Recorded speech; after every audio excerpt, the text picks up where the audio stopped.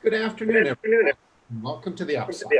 I'm Jonathan Oliski with JMOR, a virtual show brought to you by the Associated Jewish Federation of Baltimore, and JMOR Magazine airs weekly to keep Jewish Baltimore informed during this time of uncertainty.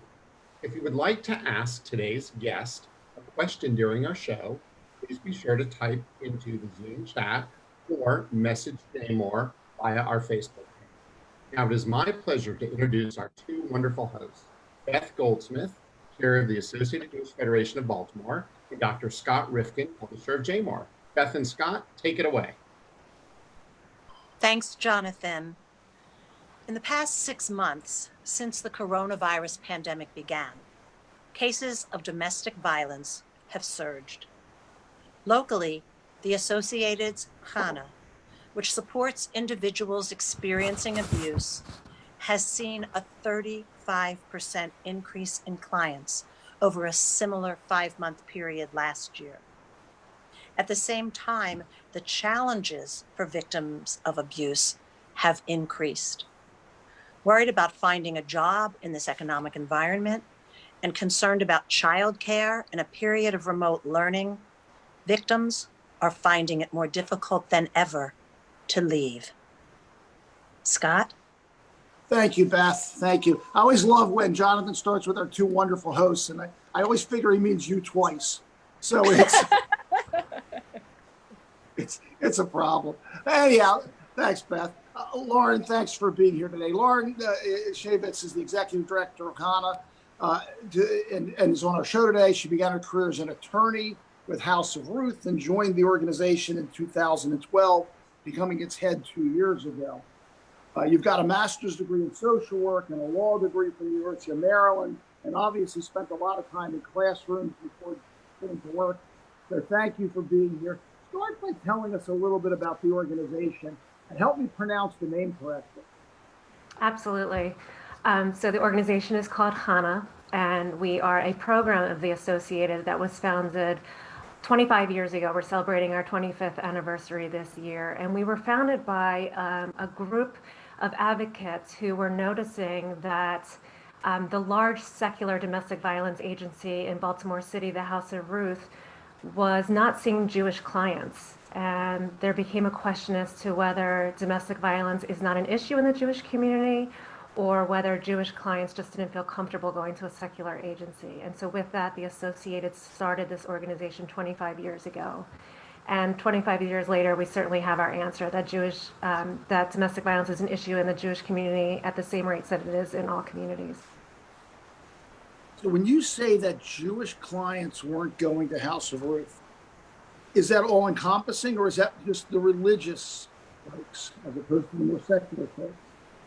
It's really all encompassing. The House of Ruth at that time was not seeing any Jewish clients. That's fascinating. That really is interesting. Why do you think that was? What's the conclusion?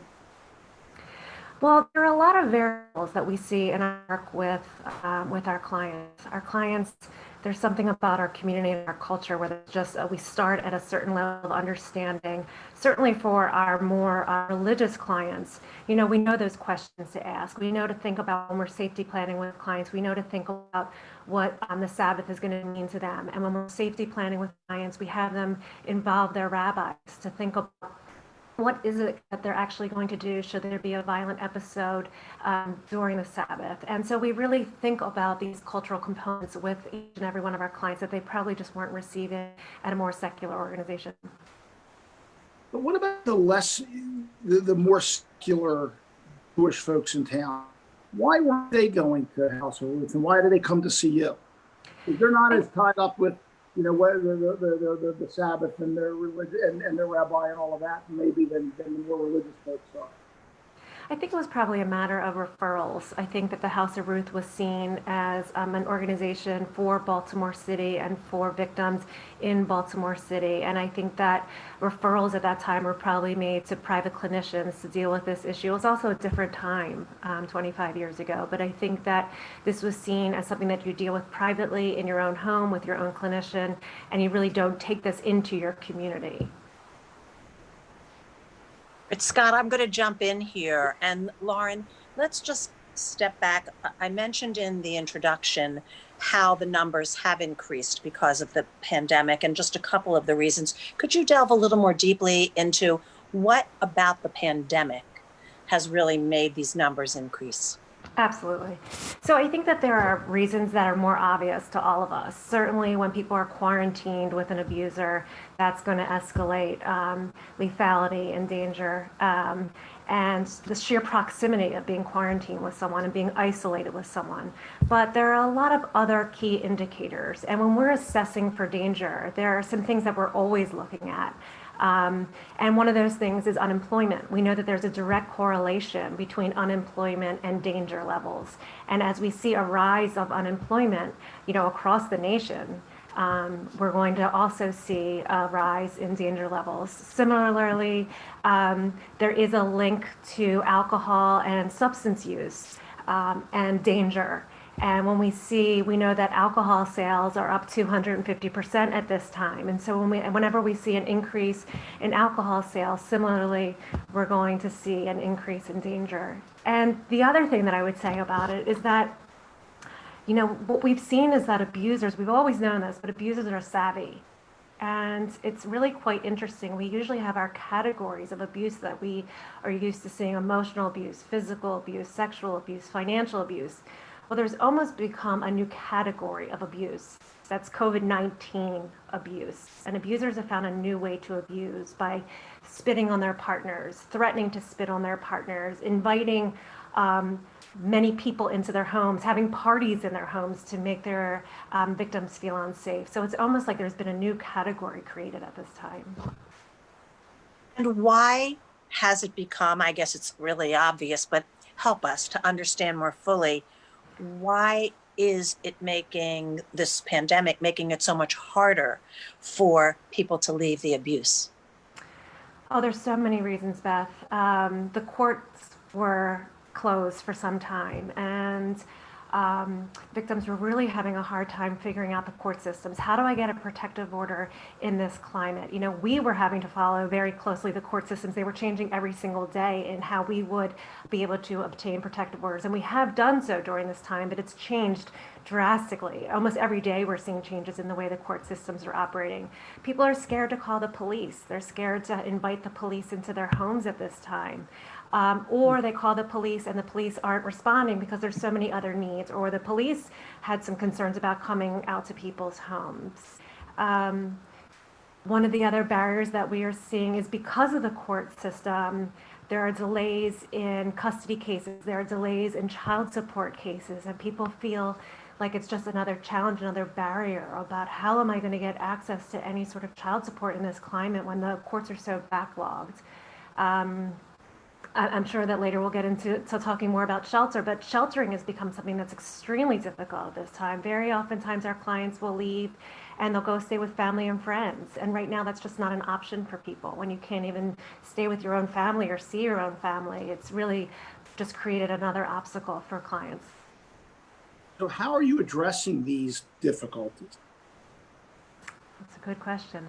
So, we have a fabulous team at CHANA that is really focusing on making sure that we are staying informed every single day of the changes in the court system. One of the things that we've been exploring over the past few years is really also the way that abusers can use technology to abuse. That's a whole other format of abuse. And in this climate, when we're using so much technology, we're so dependent on technology, that is yet another format for abuse. So we stay on top of that, and we're really working with our clients to find new solutions. It's creating new ways for us to have to safety plan with clients and think of new strategies.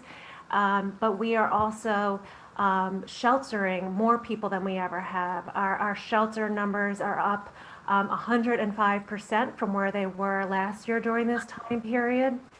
And Beth, like you said, not only do we have a 35% increase in clients, but we have a 75% increase in client contacts, meaning we're speaking to each of those clients that much more. And then when we speak to them, we have a 138% increase in the duration of those calls. And that's really because everything is so lethal. Because of the level of danger, we're having to talk to people multiple times and for longer times to really try to strategize around all of these barriers and obstacles that we're seeing. How does your staff, how are they holding up? They've got their own pressures at home. They're dealing with it too. Talk about your staff. I'm laughing because I'm looking at one of my staff right now on this Zoom, and so I have to be careful of how I answer that. But, we have a tremendous staff. In order to keep up with this volume, we haven't hired. And so in order to keep up with this volume, they're obviously working very long hours. And as I'm sure it goes without saying, this work is not a 9 to 5 kind of work. Abuse doesn't happen between 9 and 5. And so the whole staff is just working incredible hours. We have just an amazing staff of experts. And we also have an incredibly supportive board that has just kind of rallied behind us to try to support us in whatever way they can. But our staff has been impacted. It's hard work. It's hard work to do at home. It's hard work to do without the camaraderie of seeing each other in the office every day and doing this all remotely in our homes. It's challenging. It's certainly challenging. It's got to be hard to do this work when you're at home and you may not have the privacy to talk to people that you had before. And you've got the dog barking and the kids running around, and you're trying to talk to somebody about a very serious, life-threatening situation. Yeah, I mean, we pivoted to this pretty quickly. I mean, day one, when we all moved to working from home, we kind of navigated really quickly. And I think one of the reasons we were able to do that is because we are a crisis intervention agency. We are used to having to make spot-on decisions and work in crisis mode. And so that was kind of second nature for us to be able to pivot into crisis mode quickly. But sure, it's challenging. I mean, I have a son upstairs in school right now, and the staff have different situations going on, but we really work together to try to be able to make sure that we meet our clients' needs. We have 3 of our support groups running. One of our support groups, we made the decision that we were not able to run at this time because that is a group for people who are really still currently in an abusive relationship, and we just decided that it was not safe to be able to operate that at this time. But, we've kind of worked that out, how to find privacy, and we have communication that we have found that is encrypted so we can communicate with one another among the staffs to make sure that all of our information remains confidential. Speaking of that, I know how important confidentiality is to HANA, and I want to ask about some stories. If you can share some general things to really give people an idea of what we're talking about. Sure, absolutely. So I'll share 2 stories with you just because they're so different. One story is a woman in her 50s who has been suffering from abuse at the hands of her husband for years. Her husband has controlled most of her behavior throughout their marriage. He's demeaning, calling her names, telling her she's worthless, stupid, and there have been numerous incidents of physical abuse throughout their marriage. During this time, she lost her job, and that was her one escape from this situation, was to be able to get out and go to work. I mean, without that respite of being able to leave to go to work, she was really confined in the situation at all times, and things just began to elevate. When her husband threatened to kill her, and she really believed him, she made the decision to leave. And it's a decision that we've heard from so many clients, deciding what they're more scared of at this time. Are they more scared of their abuser, or are they more scared of the virus?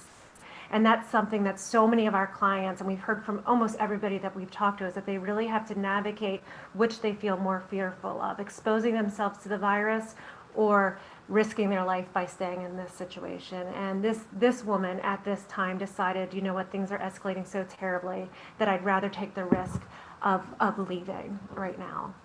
And so we continue to work with her through those options. Another situation that we've been dealing with is an older gentleman in his 80s who has been in a physically and emotionally abusive relationship for 50 years. His wife would lock him in closets, deprive him of food, hit him with objects, take his money. And she would do all of this, and this is surprising to some people to think about older adults being victims, but also to think about a man being a victim, which we know that men can be victims. But what his wife would always do is she would actually harm herself. Whenever he would threaten to leave or call the police, she would harm herself and say, if you call the police, I'm going to say that I'm the victim and that you harmed me.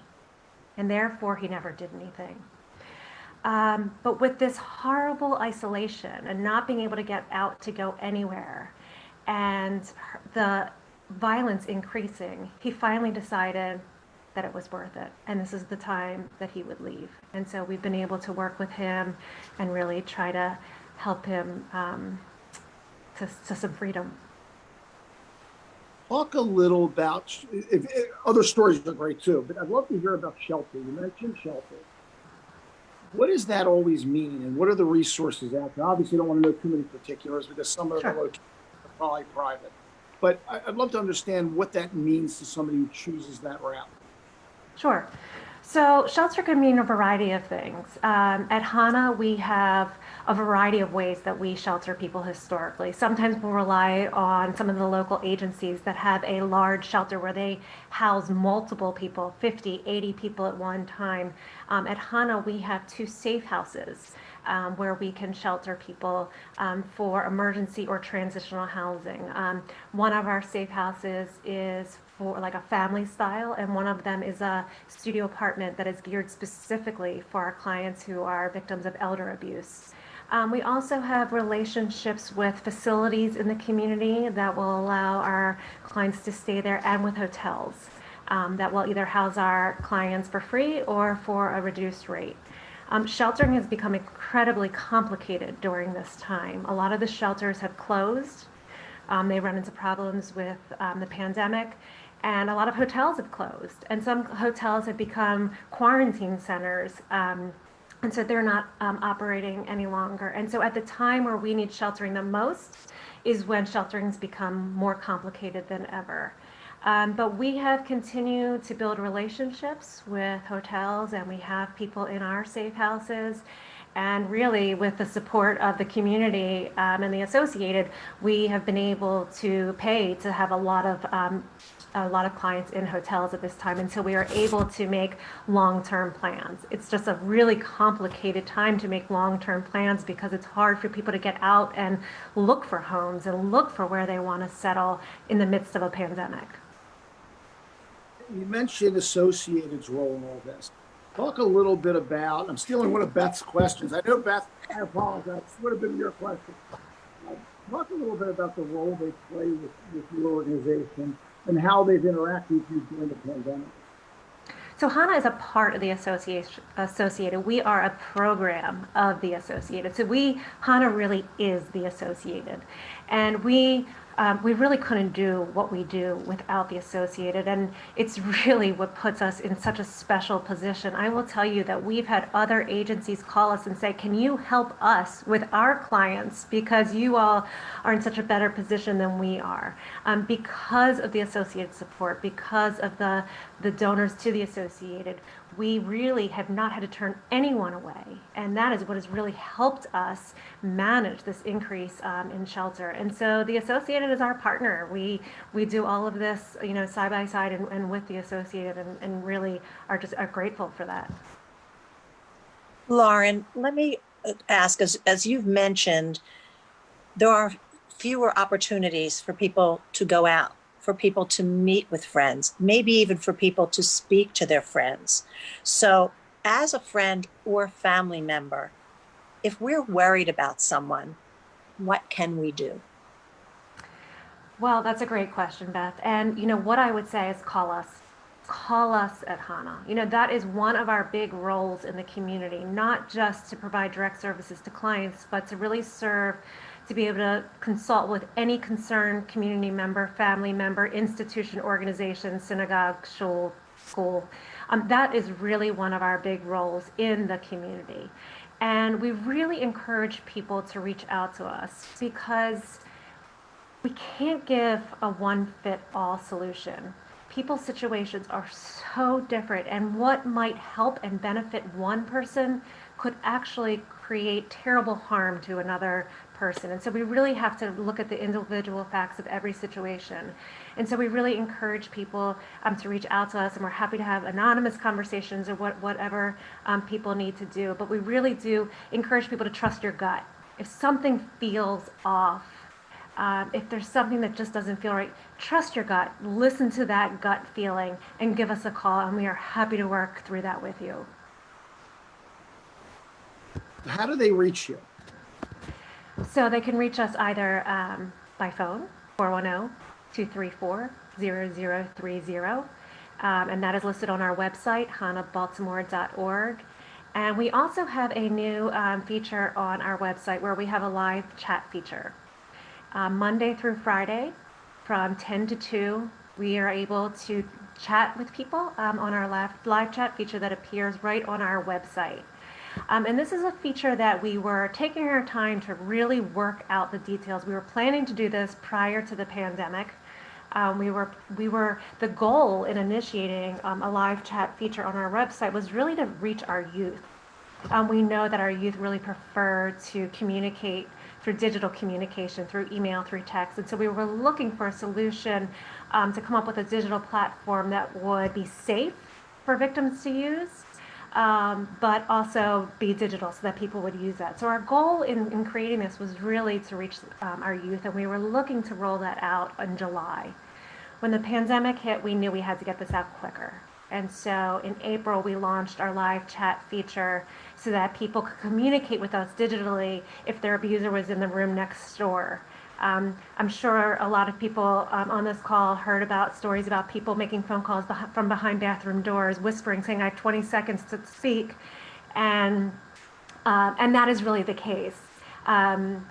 We had that ourselves, and so the launching of the live chat feature was really crucial to us, that people could communicate with us during this time without having to pick up the phone and call.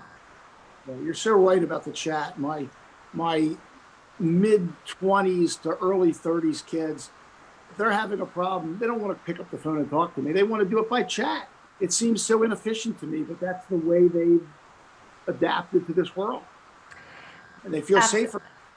Absolutely. And I think that's just kind of youth of our age. You know, I always tell people, and I actually see my father and my brother on this, and so they can vouch for this, that I have an 18-year-old daughter who would text me from her bedroom to my bedroom, and I'd be like, "Can't we just speak? Can't we just talk to each other?" But she would prefer to communicate with me by text, and that confirmed for me, we need to do this. If my own daughter will only text with me, we need to do this for the community. You're so right. Beth, I saw a question. Well, yeah, I actually have two. I'm going to start with the first one because you've mentioned young people and the chats, but particularly younger people. I know Hana is also involved in education. Would you speak a little bit to that, please? In education, absolutely. So we have programs in the schools from K to 12, and we're also in the local colleges. But for our youngest students, from K to 5, we run our Safety Kid program, and that program really is geared towards sexual abuse prevention programming. We are in all of the local Jewish day schools, and we were wondering whether the schools would still be interested in working on this during this climate and during this time period, if that was really a priority for them. And every single Jewish day school said, yes, this is as important now as it's ever been. And so we were in all the local day schools from K to 5 doing sexual abuse prevention work. We are also in the local Jewish day schools, as well as public schools and private schools in the community where Jewish students attend. Doing work on healthy relationships, and as we get closer to the senior year, into really dating violence. And that program and all of that work will continue throughout this time. Wow. And I want to make sure we talk about, I know, but everybody doesn't. Tell us about a very special program you have upcoming. Oh, thank you, Beth. I know that you know.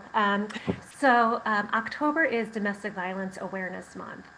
And last year we had our first annual Voices event that we intend to do every year. And this year, to celebrate our 25th anniversary, we were very excited for a very large-scale event we were going to do, but we are going to push that back till next year. And this year, we are happy to premiere a broadcast that we are continuing to work on at this time called Voices, Stories of Survival. And this is going to be a brief but powerful program, really looking into what we're calling the crisis within the crisis. Looking at what victims and survivors are really going through and what they've been going through since the beginning of the pandemic in March. And so we would love for everybody to join us. That is going to be on October the 21st at 7 o'clock. And you can find that on Facebook Live at Hana Baltimore on Facebook Live. And then it will be posted on YouTube as well as our website, hanabaltimore.org. So again, that will be broadcasted on our Facebook Live at Hana Baltimore, October 21st at 7 o'clock. Thank you, Beth. Very good. Very good. Well, this has been, Beth, any other questions?